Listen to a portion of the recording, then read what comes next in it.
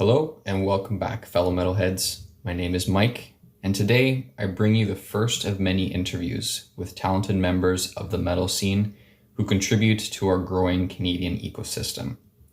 You will get to hear the stories and thoughts behind the music and the scene from artists themselves, as these interviews are more of a free-flowing conversation rather than a tightly structured Q&A.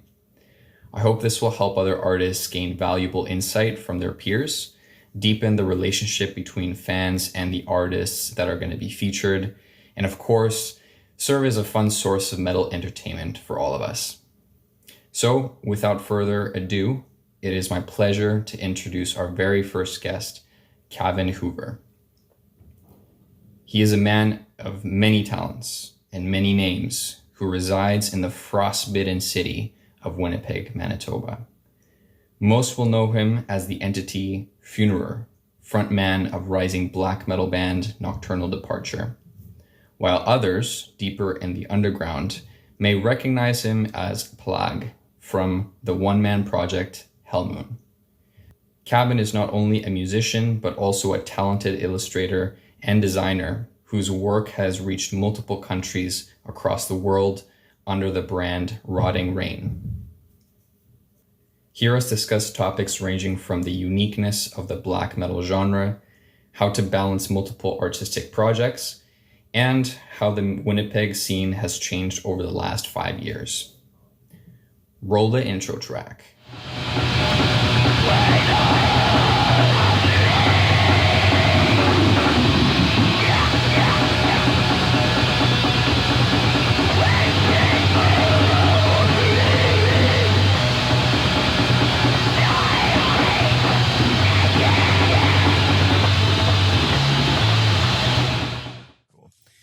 All right, so Cavan, again, I appreciate you making the time for this, and I've been looking forward to chatting with you a little bit more since a couple months here. So welcome to the podcast. It's an honor, Mike. Thanks a lot for having me on the show. Awesome, man. So I wanted to start off by talking a little bit about the earlier times in your music career. So can you take me back to your very first exposure to black metal? Yes, I would say probably 14 or 15. Been listening to black metal and extreme music for quite a long time.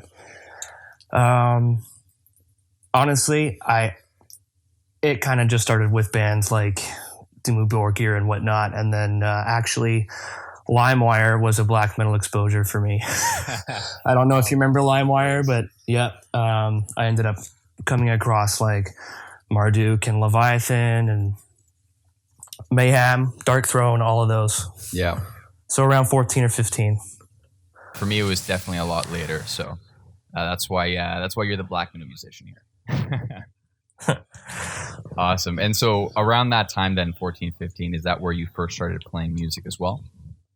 Yes. That's around the time when I really took an interest to it and, started picking up instruments. I played guitar since I was really young, and then I kind of switched over to bass for a very long time. And then, so I kind of jump between the two now, in terms of guitar and bass. Okay. But yeah, I've pretty much been involved with, or, been around music my entire life. I come from a very musical background. Okay. So like your family played music as well? Yeah. Or my dad rather. He's huge into music, huge influence for me musically, and he played in bands when he was younger. So I definitely get that from him. Nice. There was always music in the household, all kinds. That's really cool to hear. Yeah, my dad is a similar way. There was always classic rock playing in the background when we were growing up. So that's kind of what sparked my love for music, at least.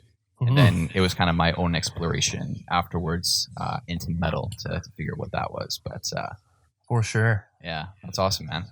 So let's say you said you started picking up some of the music around that time, and there's always a juicy story for the first time you play live. So I'm curious to know if you could take us down memory lane a little bit about the first gig you ever played. Oh man. First gigs suck. Honestly, before I got into, the more extreme music that people might know me for these days, I used to play in like punk and hardcore bands. Like, when was my first show? Probably like, see, I don't want to date myself here, but I'd say at least 12 years ago, maybe more. First actual show, and it was in like a hardcore band. Like, honestly, at this point, I never take that for granted, but I have nothing to do with that stuff at this point. Yeah, first gigs are always kind of challenging. I'm sure you were pretty nervous then. Oh, definitely. But honestly, I'm gonna say this every time. Doesn't matter how many times you've played live. Every time you get on stage, there's an anxiety, but it's good. You get excited. You're anxious to play. You're like, oh man, could something go wrong? Yeah, it could, but I don't know. I get fueled by that. There's always anxiety before you go on stage, but it's part of it. And I think if you don't feel that, that's a problem. You should be excited about it. You know what I mean? Yeah. It's exhilarating. I love doing it. I love playing live. I miss playing live, actually. Oh, for sure. Yeah. I know right now, people that are listening, we're in the middle of COVID, wave 2. It's kind of like a zombie apocalypse for music, but we will get to a point where, playing shows and everything will become normal again. So let's transition. I want to talk a little bit about your current project. So we talked a little bit about your exposure to black metal, starting off with some punk stuff as well. And right now, the first band that I know you from is actually Nocturnal Departure. Yes. And, for me, it really, really struck me right out of the gate. So I'm really curious to know how it came together. What inspired you to start Nocturnal? It's music I had in me that I wanted to do something with. And as far as I'm concerned, there wasn't really anything quite like that going on. So I was kind of in the position, I had time to do it, and I wanted to do something new, something really dark. I wanted to play black metal, just as simple as that. And it just happened to be right place, right time, right people, kind of meant to be kind of thing. So glad it happened. Very proud of Nocturnal Departure. Yeah, and it seems that, going with what you just said, when I was listening to the music the first time, I felt this cohesion to it, right? Like it felt very, very organic, the way that it came through. And so I know previously we were chatting a little bit about how the sound is very much influenced by the second wave of black metal. It certainly is. Yeah, so I'm curious to know, are there certain bands that you're trying to essentially evoke through your music? Or is it kind of just the inspiration from that time and then you're throwing in something else in there? I would say it's a bit of both of those things you just said. Inspiration from a few bands and, how they went about things and the way they crafted black metal and just that music specifically. I think it's awesome. It's dark, furious. I don't know. In terms of black metal, there's nothing else quite like it. It's its own entity. It's also got a huge visual element to it. I love that as well. The visual and the extreme music to go with it. It's super. I think it's incredible. Yeah, definitely. There isn't really anything else like it, and so it's fun, for me to expose black metal to, people that are just getting into metal, because it's definitely on the extreme side for them, but also even for people that are not really exposed to metal as a whole, because there is something there around not only the aesthetic, but the way that the music is constructed, right? The melody behind it, the atmosphere, which I think a lot of people appreciate, right? And so, similarly to Nocturnal Departure, you also went ahead and started your own one-man project called Hellmoon. Yep. Now, we joked around about this too over text a while ago, but I remember when I heard this project, immediately I was like, this is quite lo-fi. I'm not sure how I feel about this. It's raw. Yeah. When I made Hellmoon, I did it because I just wanted to keep playing black metal. I couldn't jam. I was self-isolated, and I had, other stuff, other riffs in me that, maybe didn't exactly work with Nocturnal Departure. And I was, I'm like, okay, I've got the time. I have nothing else I can really do. I'm stuck at home. It's COVID. I'm gonna make some more music. And the way Nocturnal Departure was recorded, we went into a studio. We mic'd up real drums, real amp, all of that. And obviously, if I'm in an apartment, I don't have those things. I don't have access to that. So I recorded the Hellmoon stuff by the means necessary. I didn't have a lot to work with, but I put everything I had into it to my ability to make more black metal. And it ends up coming out extremely raw. And that was also the intent.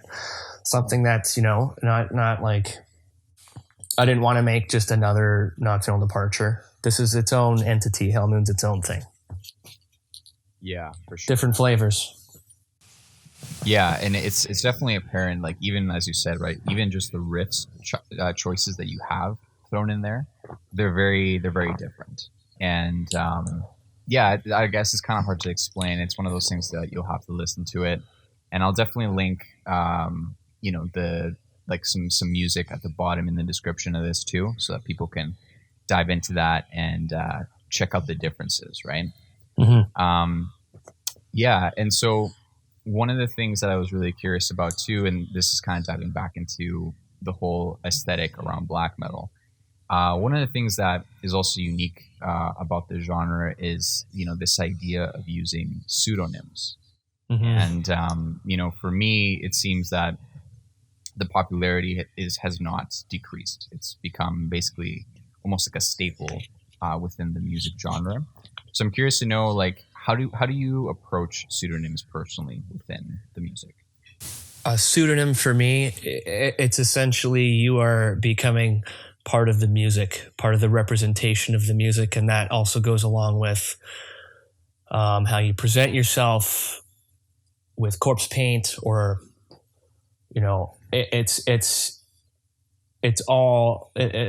the element of black metal I love. It's you become part of the music. It takes away like a human factor. It's like you become another entity with the music. Yeah. I think it's important. I think pseudonym, you create a character and a vibe with the music. It's another form of art to go with the music. It's like the full package. And that's the thing. That's one thing I love about black metal. Just the extra that goes into it and the way it's presented. Yeah. It's like you're fully engulfed in what the music is, right? And so the pseudonym almost acts as that extra gateway, right? That extra thing that you step into. Yeah, it helps you channel and touch on things maybe you don't normally think about. It becomes an outlet. You become your own outlet with the music. So apart from, the black metal side to you, as you mentioned, right, you kind of have some other musical influences as well. Absolutely. So in my research, I saw that you currently also play in 2 grindcore bands. So we're talking yes, I do. Yeah. Flash Out and Necrotic Liquefaction, which is the best name, in my opinion. Thanks a lot.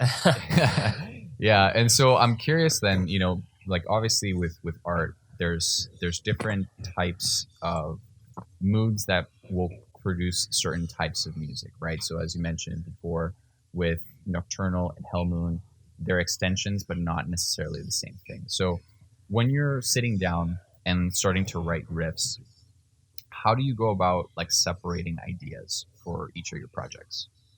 Well, the nice thing about all of these projects is that they are almost never happening at the same time. It kind of happens all in waves.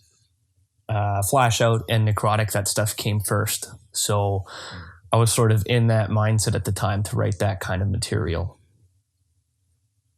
It all depends what's going on, what I feel like doing, what's happening around me. All of that, factors in the influences and where the riffs are coming from. And yeah, that's how I go about that. Got it. So are you still like thinking of going back to writing some more grindcore stuff in the future? Absolutely. I love doing it, and I still listen to grindcore and gore grind. It's it's music that I love. Unfortunately, right now with Flash Out, for example, 2 of the members have kids, and also with those bands, those are full bands. Those are bands I play live with. So there's also the factor that there's other musicians involved. And if we can't jam and can't really see each other, it makes it kind of challenging to write new material. But I do have Flash Out riffs I'm sitting on. I've got a bunch of Necrotic stuff written. It's all going to happen in time. Yeah. Just waiting to be unleashed at the right moment. Yeah. Awesome, man. Okay, and then one thing that, like, for me, growing up with music, there's always this debate, right, of what grabs you when you're listening to music? So, for example, some people say, oh, it's the riff that catches my attention, and then others listen to the lyrics, or what other instrument, they hone in on. And so with black metal, there's a lot of really interesting themes that get talked about. As you mentioned, some of it is pretty dark, but it's part of that exploration of, the human psyche, in my opinion. And absolutely. that comes through that. So in your lyrics, are there any particular themes that you tend to gravitate towards more so? And you're looking for people to understand and grasp, or is it more just an introspective type of writing process for you? So for black metal, that's for me, that's the darkest music I make, and I channel, I take, it's a catharsis for me. I'm Nocturnal Departure, cathartic black rituals. Literally, that's taking anything that's negative, anything that I'm feeling bad about, putting that on paper, putting that into my guitar and releasing that, basically like purging all that bad stuff, doing something constructive with something I'm struggling with mentally, for instance. That's, yeah, black metal for me, it's catharsis. It's dealing with, struggles in everyday life, anxieties, dark thoughts, dealing with people dying, friends dying, just anything weird or, not normal. Like all of that goes into black metal for me and my lyrics. And obviously some of it's fantasy as well. Like I know supernatural stuff, weird black magic stuff, occult stuff, that's all interesting to me as well. Death, afterlife, spiritual stuff, that's all in my mind lyric wise as well. Yeah. And then for the grindcore projects, is that something that you write lyrics for as well? I do. Actually, I help write lyrics for for both projects, Necrotic and Flash Out. I do write lyrics. For Necrotic, all lyric duties are mine. It's that band specifically, it's just kind of talking about, like weird medical stuff, like along the Carcass line of things. Like it's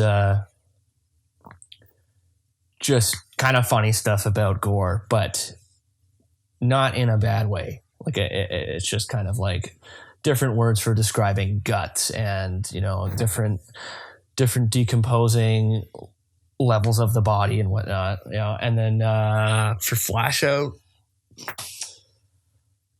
those lyrics, I won't say it's like political. It's not necessarily like that, but it is, it's influenced by what goes on in society and, people doing stupid or bad things, letting out frustrations. It's kind of, music is healing in that sense. Speaking of that, another piece that I think, transitions into this expression, right, is the visual component of art. And so in this case, one of the things that I really appreciate about your work as well is that you not only, write music, but you're also a visual creator as well. Yeah. And so with this type of like dynamic that you have between, your visual work, meaning logos, band art and stuff like that, and then the music itself, what are some of the things that like tie the two together, if at all?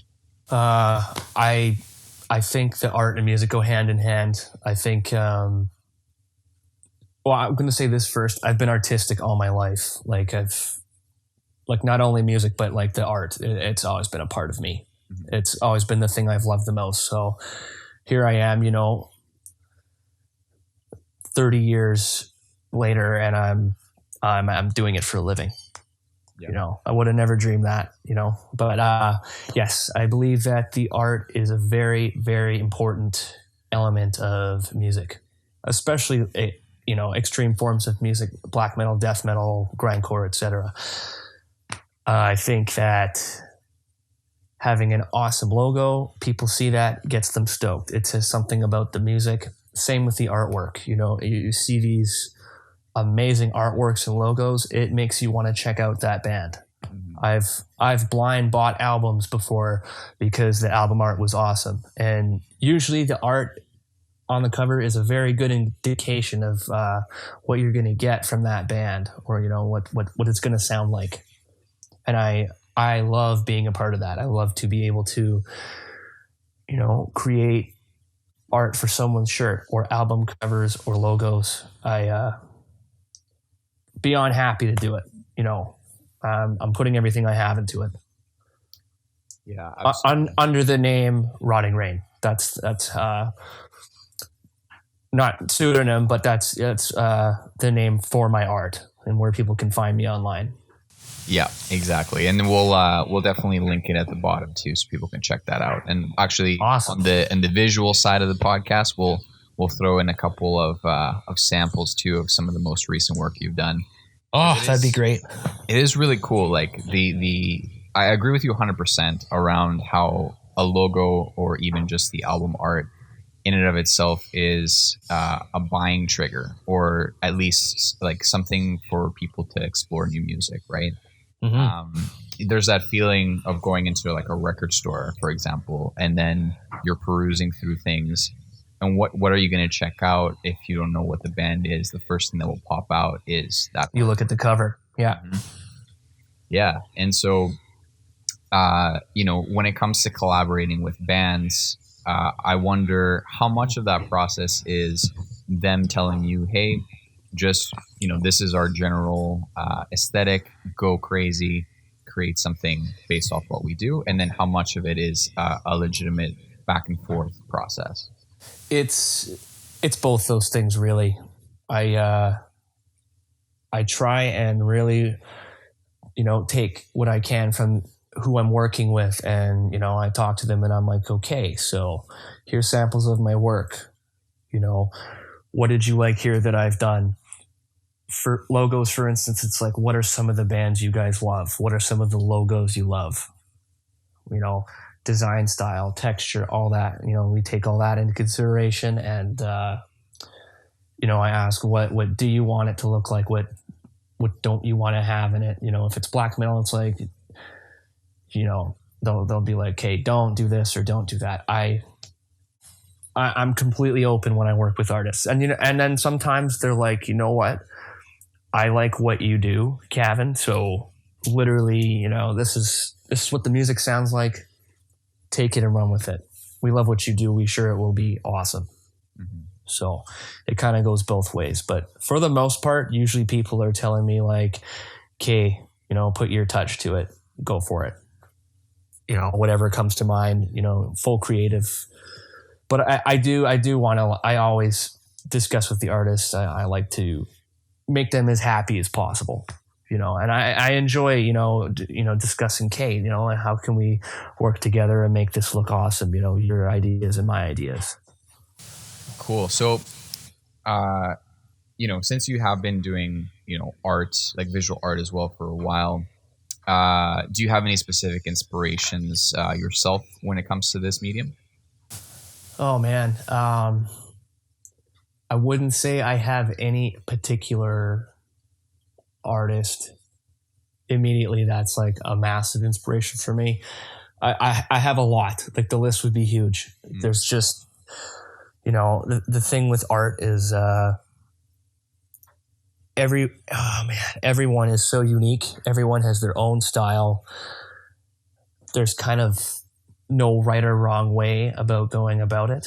It's all very organic, and again, it's the art is influenced on, you know, what we're going through in the moment, the music we listen to, the things we experience. So it's just kind of so amazing to see all the different kinds of art out there. Or you'll look at an artwork and be like, oh man, I know exactly who painted that. You know, everyone ends up developing a style the more work they put into it. There's so many awesome artists out there. Some of which I have the pleasure of working closely with, and we have social media. So, you know, to internationally connect with some of these bands and visual artists, it's quite incredible. Mm-hmm. And I even imagine, right, like as you continue through the process, right, meeting other artists also really helps when it comes to even potentially getting some more inspiration as well, right? And like learn totally and stuff like that from others. Yeah, this goes with music too, but music and art, I mean life in general, but you never stop learning. You can always, you know, you can pick up the guitar and you can, you know, learn something new every time you pick it up. Same with working with different mediums or art. You can always try something new. You can always like do something different with what you're doing. It always evolves. Like, you know, honestly, just the other day I looked at one of the first things I did this year, and then I looked at the most recent logo I posted, for instance, and it's just like, wow, you know, even just to see like a year's progress, for instance, you know, it's just, you keep working and it's just going to keep getting better and better.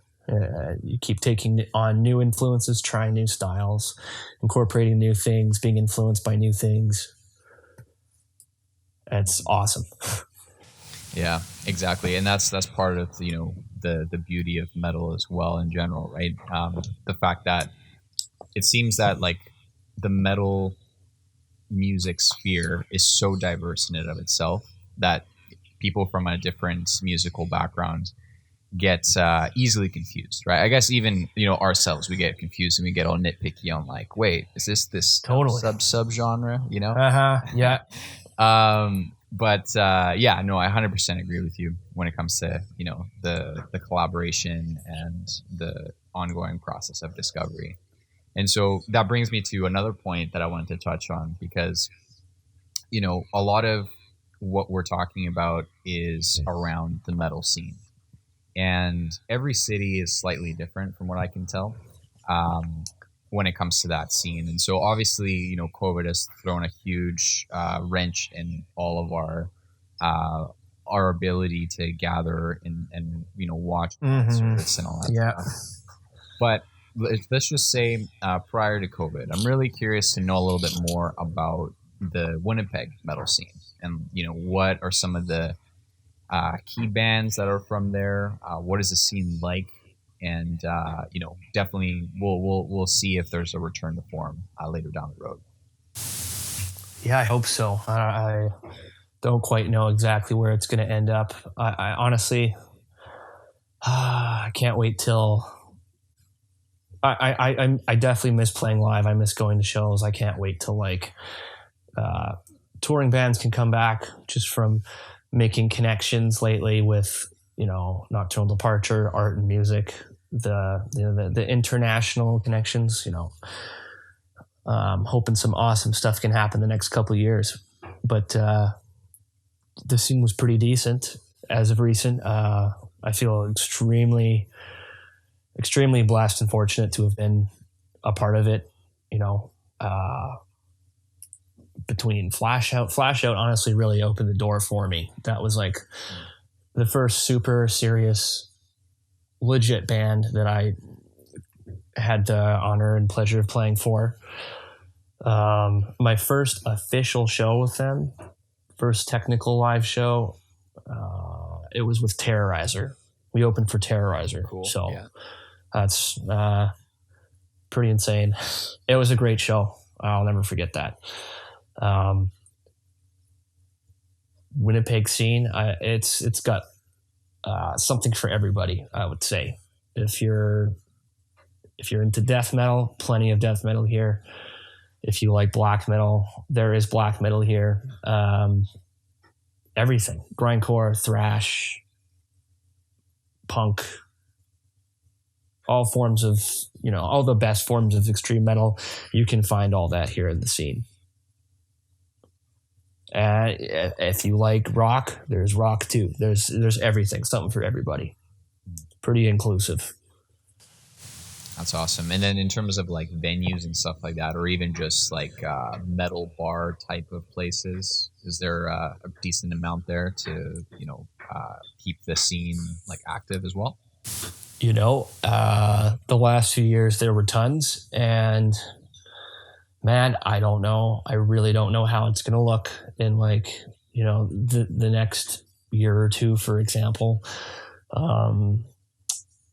This past year, I think end of the year last year, we lost a couple venues. One of which being the Zoo. I'm sure some people might know what that is, internationally, but it was a bar that's been around for a long time, and it pretty much just got bought out by condos. Super shitty. Yeah, basically there's one main little strip in Winnipeg, Osborne, and it's just completely changed. Anyways, main bars, there was Goodwill Social Club. The Windsor just closed down. That was not too bad one. There were lots of shows there all the time, all kinds. Park Theater is the main one. Everyone knows Park Theater. Yeah. I'd say that's where most big touring metal acts come through. But the Goodwill Social Club, that's been a pretty big one too. Those are the main two right now, I think. Oh, and then there's also Bulldog Event Center. That's kind of up and coming. I don't know. I think it can fit a fair amount of people in there. I think it could be pretty good. I could see, bigger metal bands playing there, coming through. Trying to think of bars, just lots of them closed down. And then I'm just kind of, I'm like, what are we going to be left with? Because a lot of of course, Handsome Daughter. That's the other one I'm trying to think of. Lots of, I feel like that's been the place the past couple of years. If you wanted to see like obscure or crazy black metal bands coming through, that was the place to be. A Nocturnal Departure played there quite the amount of times. Shared the stage there with, the last couple of years, who did we play with? We played with Infernal Coil from the States, Pan American Native Front, Occult Burial, Holy Grinder. Yeah, I'd say Handsome Daughter, definitely one of the favorites for me in the last couple of years. Flash Out played there a bunch of times. Like, I just hope, I hope some of these, like the smaller businesses, smaller venues, I hope they don't get shut down. Like, I don't want to lose any more of these awesome places.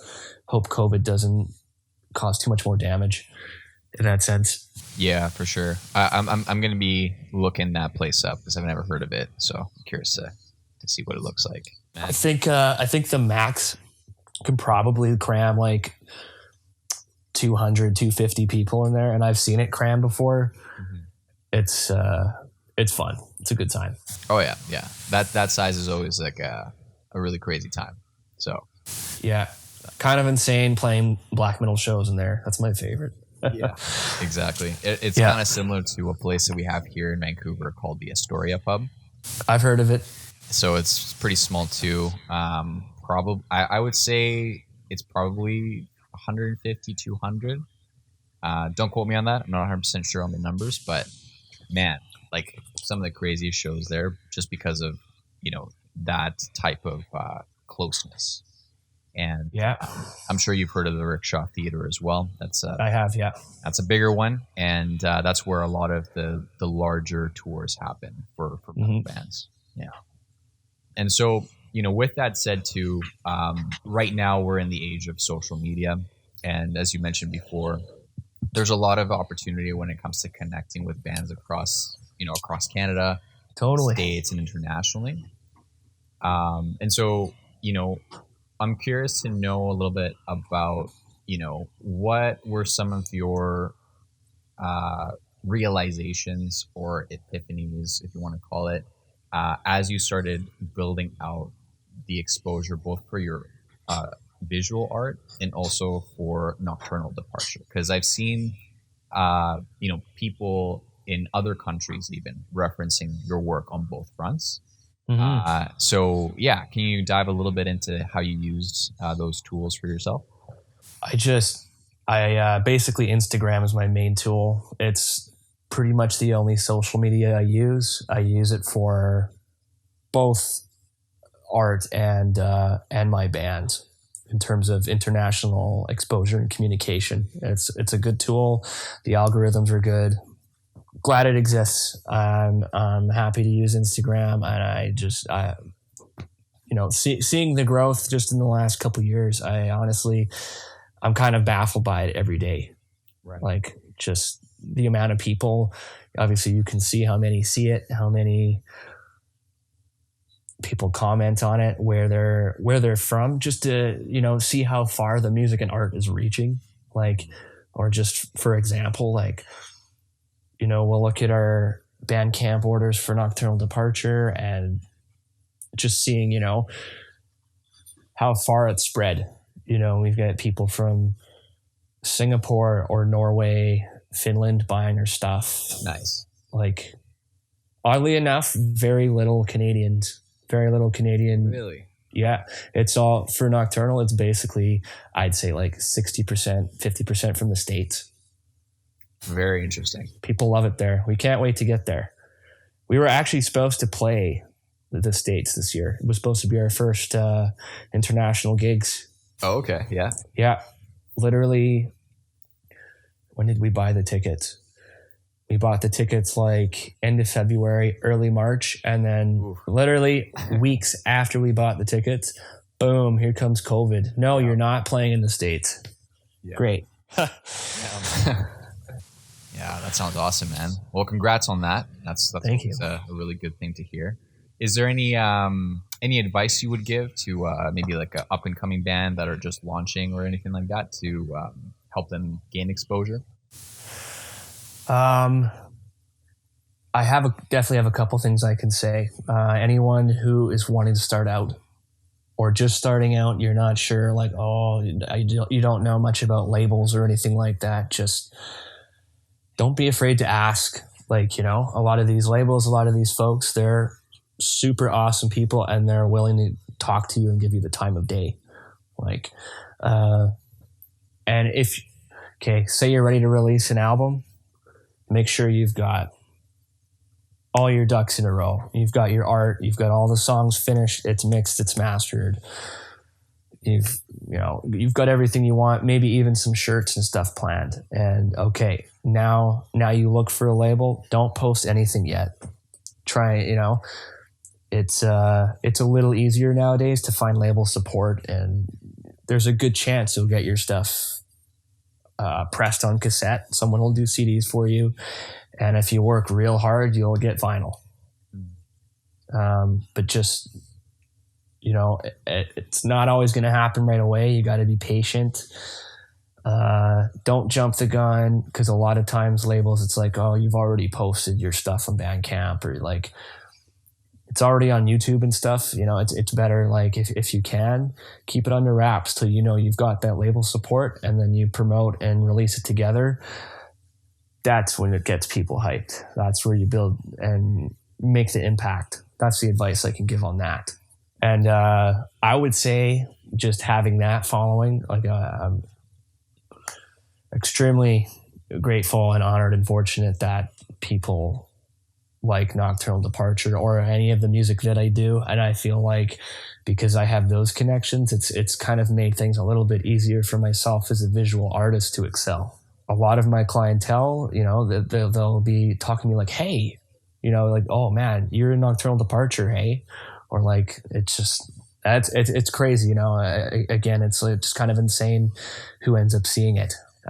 In terms of art, I don't know. I think it went how it did for me. I think because I put so much into the music as well. I kind of built both up at the same time. Right. Yeah. Art stuff for me, it happened locally first. I hustled, man. Like, started with art prints, doing logos for folks locally. I actually did the Nocturnal Departure logo. I did the Hellmoon logo, all that kind of stuff. I had my hands in that visual element, and people see those things and it sticks in their minds. And I sold art locally. Lots of art prints was a big thing for me for a long time. And now at this point, logos and artwork, my prints are always available, but I wouldn't say I rely on that at this point anymore, but I'm more than glad to do it. If someone wants an art print for me, shoot me a message, man. Like, be glad to send you some of my art. Yeah, no, that's awesome, man. That's really solid advice. And that's the thing. I think the key that you mentioned there is two. It's one, being strategic with, the way that you plan to release your stuff out there. Mm-hmm. And then also never underestimating the actual hustle that has to go into it, right? Yeah. Because everybody seems to, be interested in like the fan base of it, potentially sales and everything like that too. Mm-hmm. But without that upfront, getting your ducks in a row, as you mentioned, a lot of the fruits of the labor are going to be really hard to actually come by afterwards. Well, we've come to the very end here. But first, of course, I want to give you the opportunity to give a shout out or a couple of shout outs to some bands that are either local from Winnipeg or somewhere else in Canada that you like people to check out. Absolutely. I'm going to do two quick shout outs. First one's going to be to my buddy Jeffrey Corin. I don't know if you know this, but he and I are actually in a dark ambient project together, which has played live before. It's called Dojo Cobra. Okay. It's got a blackened element too, but I want to give a shout out to him as he is also excelling on his own right now. He's got a black metal project of his own called Primordial Serpent, and also has a dark ambient dungeon synth project called Calamite. That guy's blowing up right now. Just sold out, I think it was 50 or 60 tapes. Sold it out in 2 hours. Whoa. Through a Dutch label called Nekkelput Records, which is also released stuff for Hellmoon. Great label. Kind of shouting them out right now too. Mm-hmm. Nekkelput Recordings from the Netherlands. Great label. So I wanted to give a shout out to Jeff, and I'd also like to give a shout out to my brother, Cavan Hoover, who's done all the Nocturnal Departure promo photos so far, and also some of the more iconic Hellmoon photos. He's, for anyone local, highly recommend Evan. That guy, the best way to put it, he has the knack for capturing the beast in somebody. like especially for black metal or death metal, anything dark like that. I don't know. I don't think anyone does it as well as he does. And I'm not just saying that because he's my brother. Like, I'm saying, like, just look up Nocturnal Departure. Those pictures speak for themselves. Yeah. Actually, quickly on that note too, there is a Hellmoon music video, and any of the shots with me in it in the video, that's him as well. It's called 𝘕𝐵𝑬𝑅𝑎 Photography, and you can look that up on Instagram. He has a webpage as well. Yeah. And overall, thank you. And I just want to thank anyone who supports Nocturnal Departure, Hellmoon, or Rotting Rain, any of my endeavors. Just thank you. Thanks a lot. Yeah, absolutely, man. So the very last word, we'll go with what metal music means to you. It means everything. Music in general means everything. Metal music means everything to me. It's my life force. I don't know what I'd do without it. Don't know where I'd be without it. Same with the art. Excellent, man. Well, again, I really appreciate you making the time. And we'll have all your links set up at the bottom so people can check it out.